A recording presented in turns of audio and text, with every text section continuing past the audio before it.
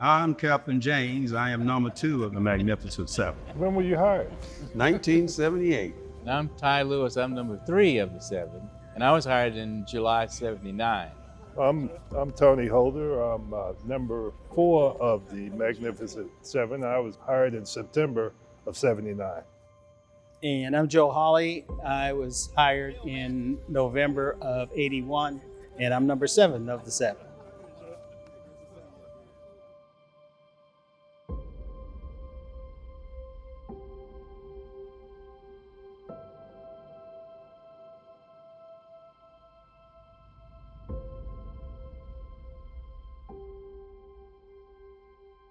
I was so used to being the only black pilot wherever I went. So finally, when I came to FedEx, Carol Waters was here. I said, I'm not alone. I have somebody else to help carry the weight along with me. So it felt good.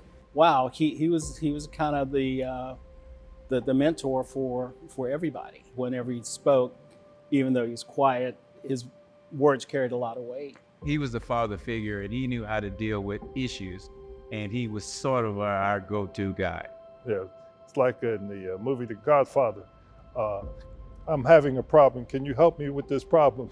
Don't worry about it. I got it. I got it.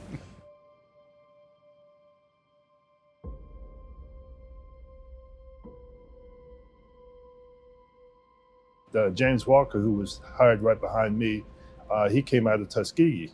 James Walker and I actually went to Tuskegee together. He was in the class behind me, so we had the same major. We took some classes together. We used to call him Big Jim, and I really do miss him because he was such a great guy.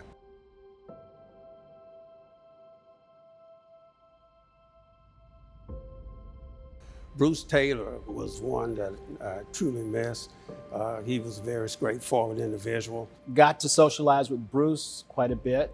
At that time, when we first started, a lot of us got together and would go to each other's homes and have parties, Thanksgiving and things like that, because there were only a few of us. We had about 200, 250 pilots at the time, so we were only 7 out of about 250.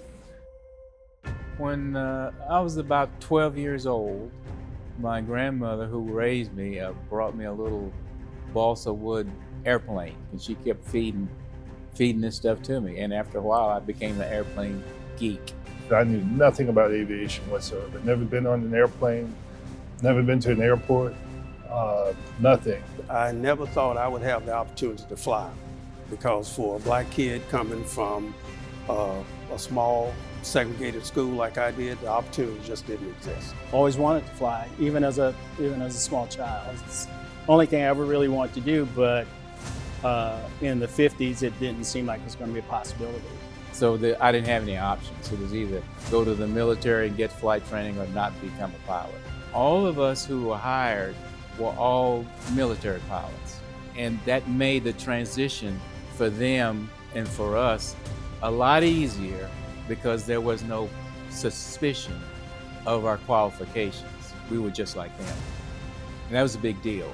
I didn't have the money, learning to fly is expensive, so I didn't have the money to do it. And without the military, I wouldn't have been able to come to FedEx. A couple of the guys that were flying for FedEx that I had flown with in Selma, Alabama, where I was an instructor in the T-38. One of them contacted me one night, told me it was at Federal Express. I asked him what part of the government was that. He said, it's not part of the government. Why don't you come on down? A man who was an original Tuskegee airman. He was a recruiter, more or less, for FedEx. They contacted him and asked if you knew of any qualified African-American pilots. And he contacted me and said, hey, there's this new company named FedEx.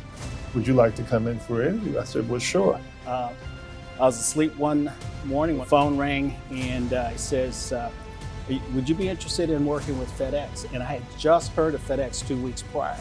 And he introduced me to Ty, and Ty helped me with my paperwork to get on. Span Watson, the Tuskegee Airman, came into the picture and told me, you need to apply at Federal Express. And I had just heard about it, but it never occurred to me that there would be something that I would be interested in doing.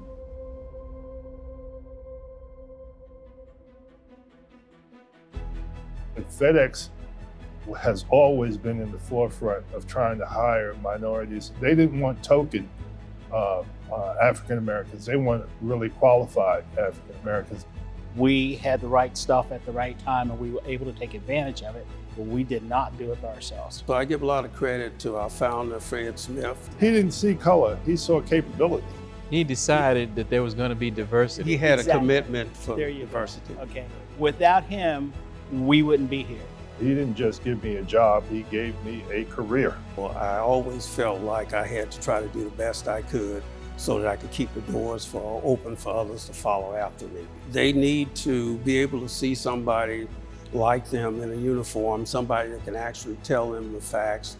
In our community, when I say our community, Black minority communities, most young people don't have fathers or brothers or sisters who are in aviation.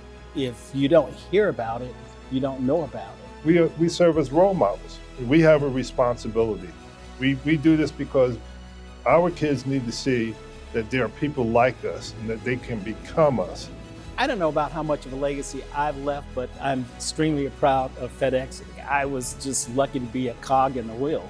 We lucked out and got with the right company and had the kind of career that people dream about. I feel very proud, but also I don't look at myself as the only one. You know, as they say, I walked in the footsteps of others before me. I didn't look at us as a Magnificent Seven. I just looked at us as some highly qualified individuals that were just out there trying to do the best job they could as FedEx pilots.